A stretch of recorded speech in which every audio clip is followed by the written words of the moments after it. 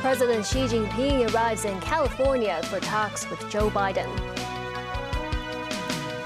Locally, Chief Executive John Lee makes a district visit in Kowloon East. And Tate Can Tunnel to adopt the Hong Kong e-toll system on the 26th of the month.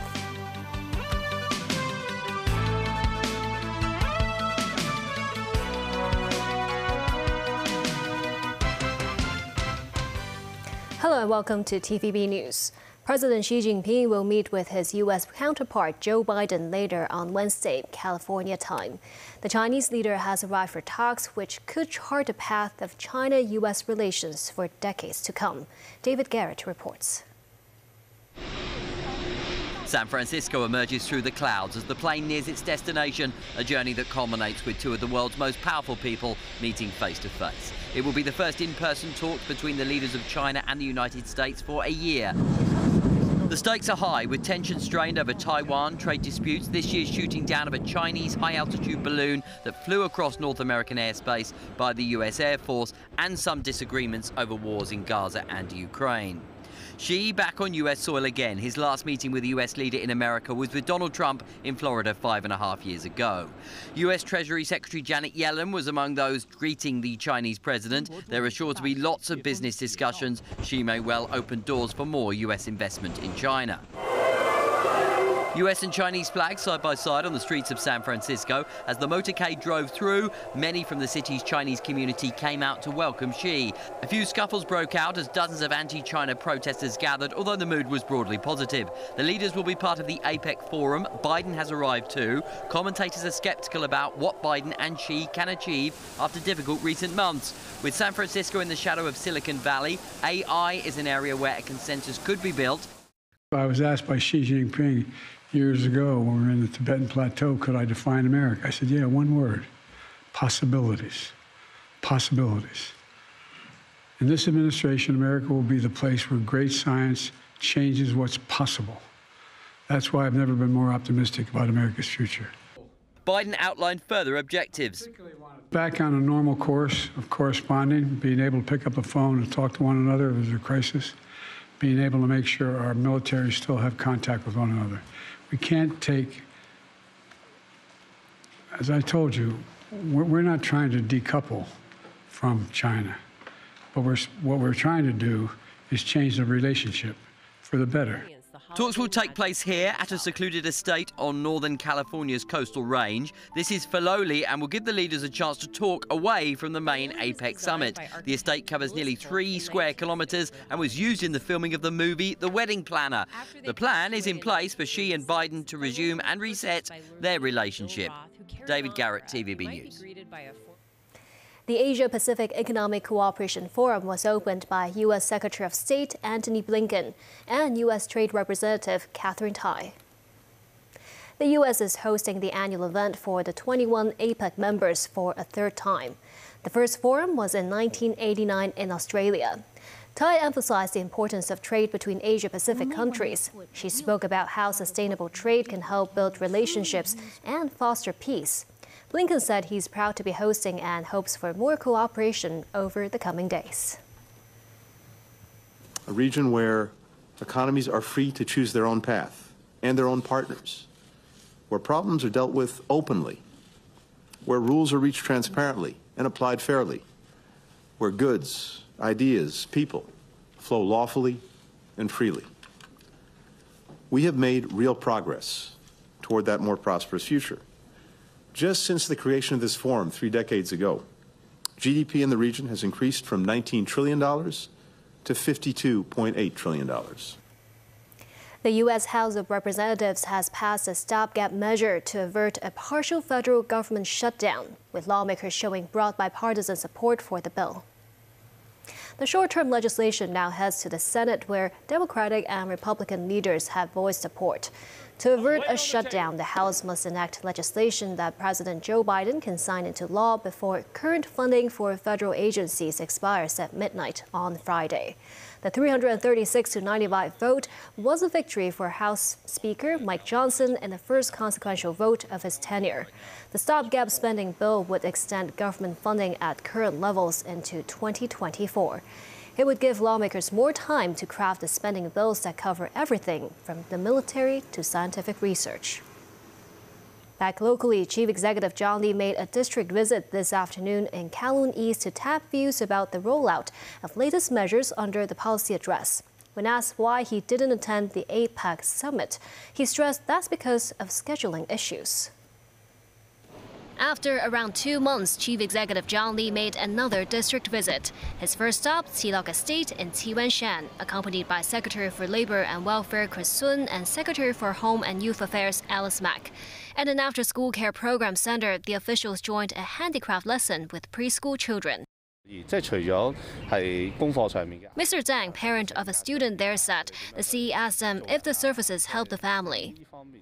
The city leader then visited a family that provides assistance to needy neighbors at Tsing Estate under the Neighborhood Support Childcare Project. Under the scheme, children of families in need are looked after at the care's residence at an hourly rate of $20 to $24. On a social media post, the CE said the government hopes couples without children can understand more about childcare services available in the city. The city leader continued his visit in Kuntong.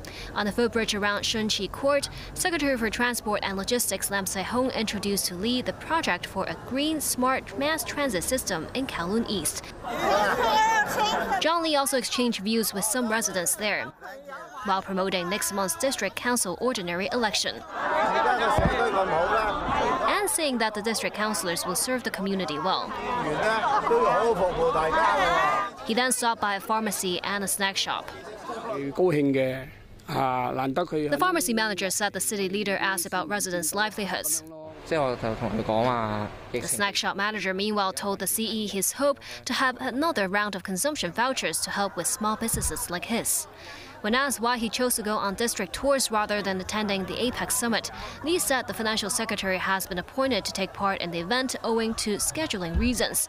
He stressed as Hong Kong has emerged from the pandemic, officials will venture to different parts of the world to promote the city. Chief Executive John Lee said the administration will continue to work for the high-quality development of Hong Kong. To achieve that goal, Zhen Yanxiong, director of Beijing's liaison office in Hong Kong, pointed to legislation on Article 23 of the Basic Law. They spoke at the International Forum on China's Economy and Policy held at the SAR government's headquarters.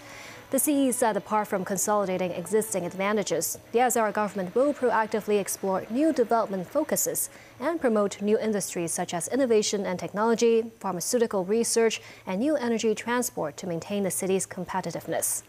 Beijing's top official in Hong Kong, meanwhile, said the SAR government should fulfill its constitutional duty to complete local legislation on Article 23 of the Basic Law in time.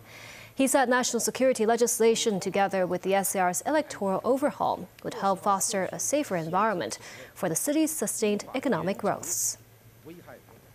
The Tate's Cairn Tunnel will be the latest tunnel in the city to implement the Hong Kong e-toll system. Starting 5 a.m. on November 26, motorists can pay electronically when they drive through the toll plazas without having to stop or queue at the booths. To facilitate the transition to the new auto toll system, temporary traffic arrangements will be in place starting at 1 a.m. that night. Both directions of the tunnel will be closed from 4 a.m. to 5 a.m. Overnight bus route N680 will be diverted to the Lion Rock Tunnel. And next in line for Hong Kong e-toll is the Aberdeen Tunnel, scheduled to adopt its system in December. The government will announce the specific timetable and more details at a later date. MTR train services between North Point and Tiu Keng Lang stations were suspended for about an hour this afternoon. The railway company said the disruption, which started at around 2 p.m., was due to floodwater on the tracks near Quarry Bay Station. The train platforms were crowded with passengers who had to take alternative routes. Also affected were train services between Lohas Park and Cheung Kwan O, as well as between Tiu Keng Lang and North Point. Train frequency was reduced to between 6 and 12 minutes. After emergency repair efforts, services gradually resumed at 3:15 p.m. Still ahead, Israeli forces enter Gaza's largest hospital. Consumer Council tests find excessively high levels of chemicals in some suitcases. And police officers on board buses as a deterrent against crimes.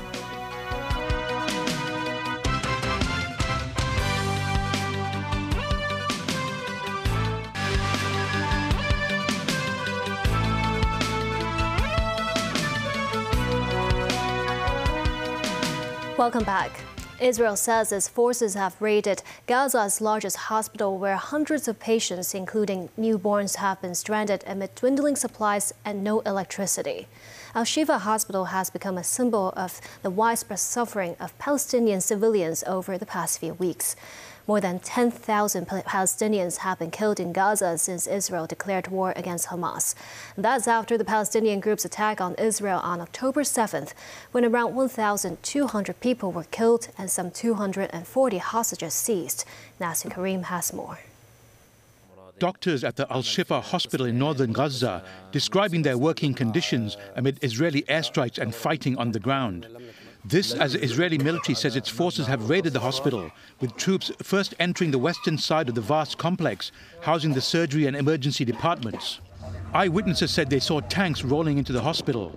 Amid an international outcry over the days-long siege of the hospital, Israel says Hamas has a major command center under the facility. The United States says its own intelligence backs up Israel's claims. Hamas and the Palestinian Islamic Jihad, PIJ, members operate a command and control node from Al-Shifa in Gaza City. They have stored weapons there, and they're prepared to respond to an Israeli military operation against that facility. Kirby added that the U.S. does not support airstrikes on the hospital or gunfights inside it. Hamas media officer Izzat al-Rachek said the Al-Shifa raid is not an achievement because it's not a military facility. Hamas has invited international investigators to the hospital to verify their claims. The Palestinian group said it holds Israel and the U.S. responsible for the raid on Al-Shifa. Israel also said they had brought in incubators for some 36 premature babies, though health agencies say these are useless because the hospital is operating without electricity, water or medicines. Officials say 25 of 35 hospitals across the Strip are not in operation.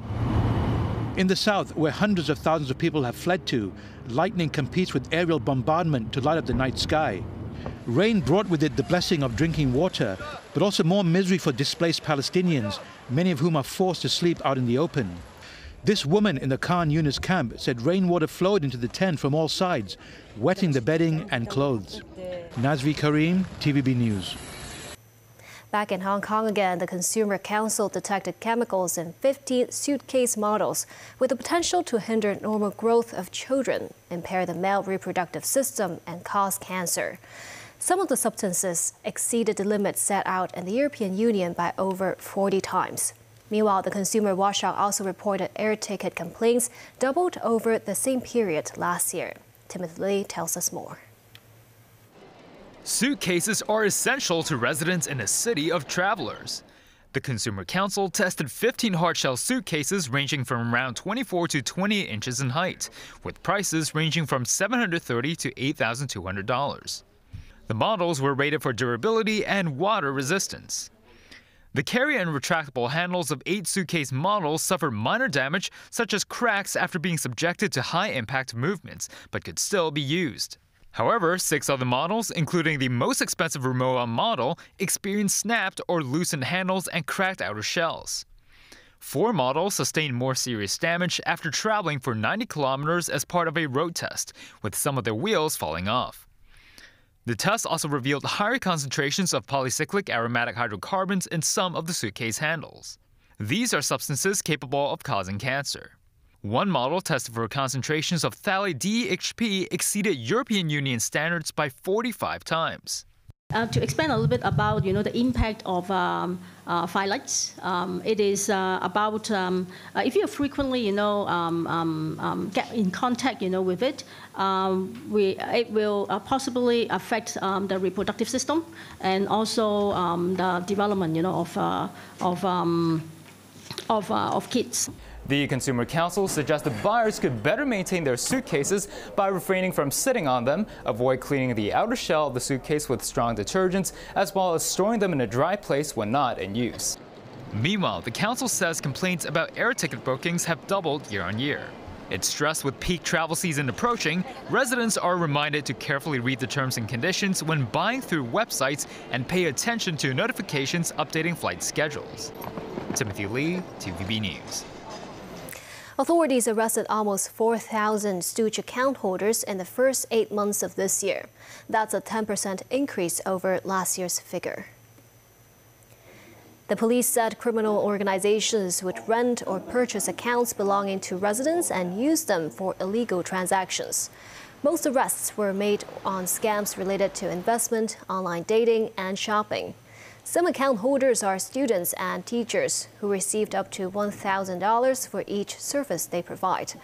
Authorities hope to work with the Department of Justice to increase the penalty for stooge account cases. Authorities today began deploying police officers to prevent crimes on board buses in the West Kowloon area. The police said they will not rule out implementing the measure across the SAR. Officers could be seen boarding a bus in Sham Shui Po and promoting anti-crime information to passengers. Authorities said they hope the move could serve as a deterrent against robberies and sexual assaults. They added the inspections could extend to cross-harbor bus routes depending on the measure's effectiveness. Recent fatal industrial accidents have prompted lawmakers to push for stricter occupational safety rules. Still, authorities say they have already increased the number of spot checks at high-risk work sites and do not intend to further amend the rules for now. Sharon Tang has more. In April this year, the government raised fines for offenders who violate occupational safety rules. But fatal industrial accidents continued, prompting calls to step up regulatory works. In LegCo today, Secretary for Labour Chris Sun said authorities have no intention to amend relevant laws for now. He explained current laws already cover different stakeholders, including workers, contractors and employees, and that their respective duties have been clearly stipulated. Some lawmakers, meanwhile, said the Labour Department's inspections are not enough of a deterrent. Every time when an inspector arrives, there will be an announcement in the site. Everyone who is not wearing a safety helmet will wear one. When the government deals with environmental hygiene on our streets, the deputies, chief secretary has adopted a very wise strategy. There will be high-profile patrol. They will know that, there's someone coming very often to catch them. Construction workers should also be careful. We are talking about their lives. The Labour Department would adopt different strategies and approaches. There will be surprise visits, there are regular visits and inspections. And for high-risk processes such as hoisting processes, we would conduct thematic inspections. We have to make sure that the workers are trained. Swen added he will review the building's ordinance in the coming year, streamline referral and disciplinary proceedings, and speed up prosecution efforts. Sharon Tang, TVB News. And Hong Kong Winterfest will kick off on Friday next week and run through New Year's Day with a variety of attractions and festive events. They include a waterfront pyrotechnic edition of a symphony of lights along Victoria Harbour. Organized by the Hong Kong Tourism Board, the 10-minute marine fireworks display will light up the night sky at 8 p.m. on 8 days next month, including Saturdays and Sundays, as well as Christmas Day and Boxing Day. A Christmas town will also take over the harbourfront of the West Kowloon Cultural District with a giant Christmas tree and other whimsical displays. Shopping, dining and hotel offers and discounts will be up for grabs on the Winterfest official website. According to the Tourism Board, the city recorded more than 26.8 million visitors in the first 10 months of this year, which already surpassed the expected visitor number for the entire 2023 by 1 million. The Tourism Board believes the annual figure could exceed 30 million. And that's the news. Thank you for watching.